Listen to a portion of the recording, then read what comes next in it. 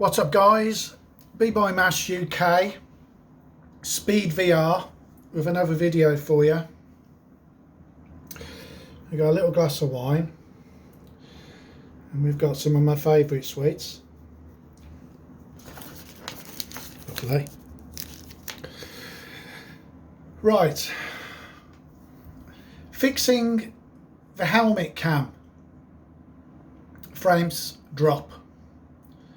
Okay, everybody knows for some reason when you go into helmet cam mode in VR or on pancake flat screen, you lose about 20 to 30 frames per second,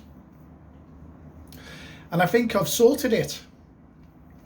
Yes, because I'm able to use the helmet cam now and I'm still getting the same amount of frames as what I do if I'm on the in-car view. And this is what I did. You go to options, visual effects, turn off post-processing and put your sun flare and interior flare to subtle. Okay, then go back, go into camera, configuration,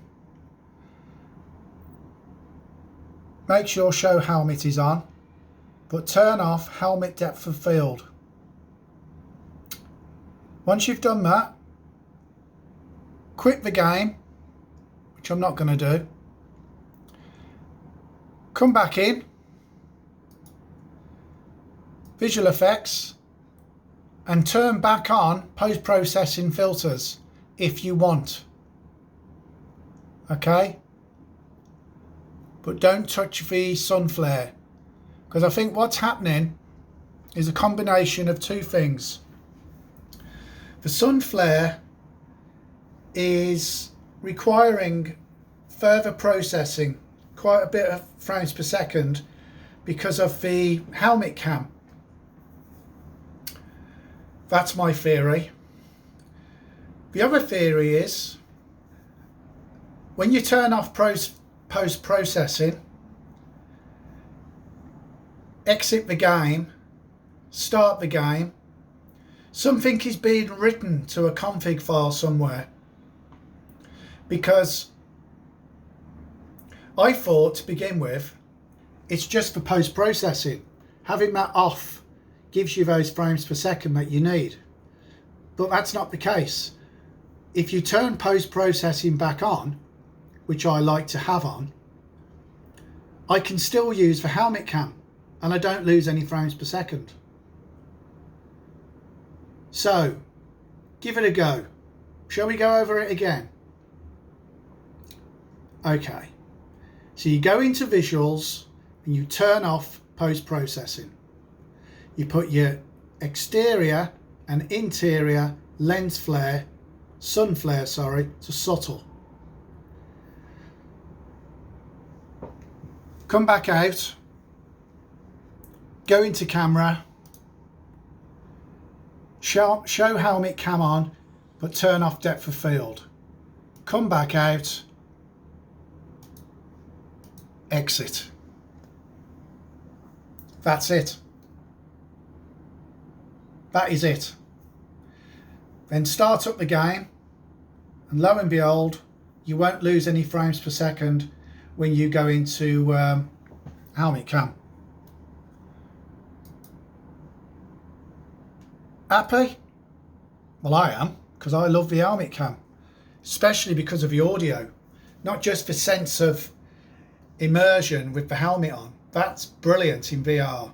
It's crap on a flat screen, but in VR it really adds to the immersion. But the other thing that improves is the audio.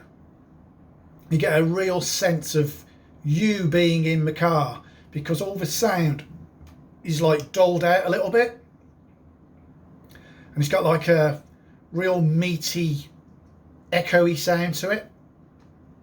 Give it a try.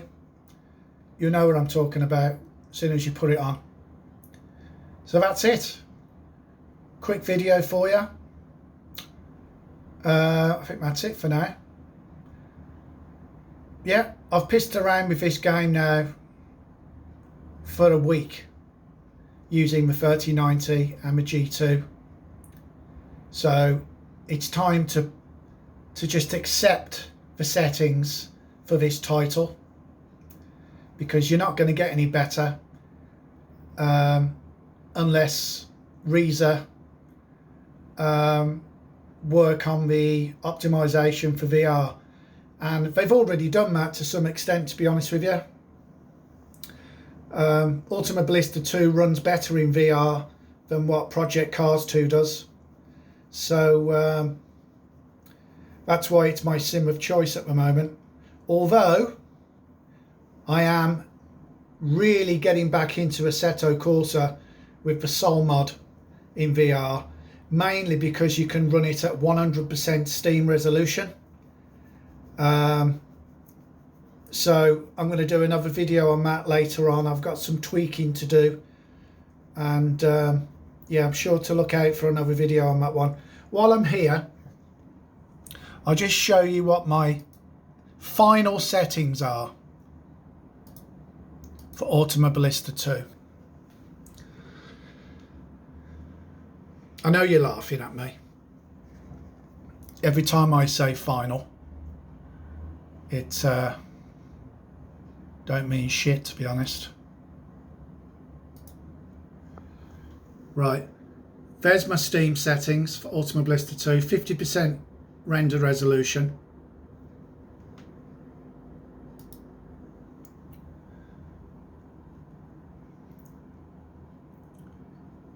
So just quickly, visual effects, post-processing, I'll put that on now. I'm not going to read them out, you can read them. Let's go back, performance, medium MSAA, everything on high apart from shadow detail, which is on low.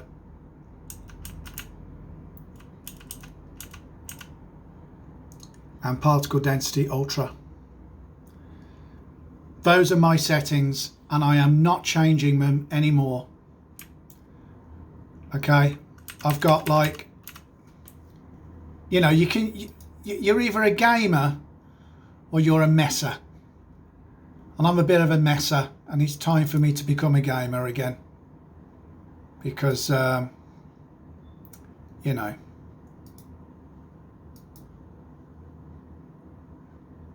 there's my how many cars we've got there. 15 cars, or 14 cars including mine. 15. I think that's a nice amount of cars, actually.